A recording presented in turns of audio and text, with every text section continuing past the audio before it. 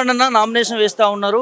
So ఎక్కడి నుంచి వచ్చారు, దేనికోసం వేస్తున్నారు? రంగారెడ్డి జిల్లా యాచారం మండలం ఫార్మాసిటీ భూబాధిత రైతుల తరపున నామినేషన్ వేయడానికి వచ్చినాం.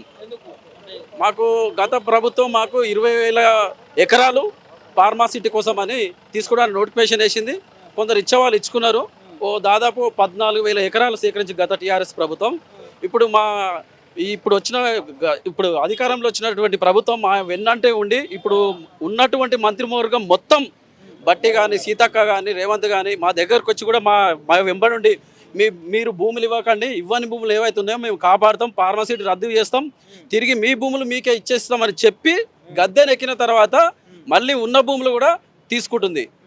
ఇప్పుడు మాకు ప్రభుత్వం నుంచి వచ్చేటటువంటి ప్రభుత్వ సంక్షేమ పథకాలు కూడా క్లోజ్ చేసింది. రైతు బంధు నెలకు ఇప్పుడు సంవత్సరానికి మనకు వాటి ఎకరాకి వాడే పైసలు కూడా రాకుండా చేసింది. కంప్లీట్ చెప్పాలంటే రిజిస్ట్రేషన్లు ఆపింది కంప్లీట్గా. మీరు ఎప్పటికైనా మా భూములే మీరు ఇవ్వవలసిందని TGIAC మీద నమోదు చేసింది మొత్తానికి. ఇంకా కూడా ఏదో ఫ్యూచర్ సిటీ, ఆ సిటీ, ఈ సిటీ అనే పిచ్చి పిచ్చి ఏదో పెట్టి 56 గ్రామాలు 3 మండలాలు కలిపి మరొక ఏదేదో విశ్వనగరం ఏదేదో పేర్లు చెప్తున్నారు.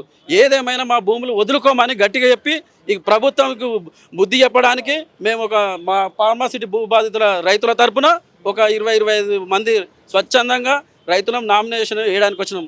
మా తరపున ఎలాంటి ఏ రాజకీయ పార్టీ మా వెనకాల లేదు. స్వచ్ఛందంగా మా ఖర్చు పెట్టుకొని మా రూపాయి మా రైతుల తరపున వేయడానికి వచ్చినాం. వేస్తాం.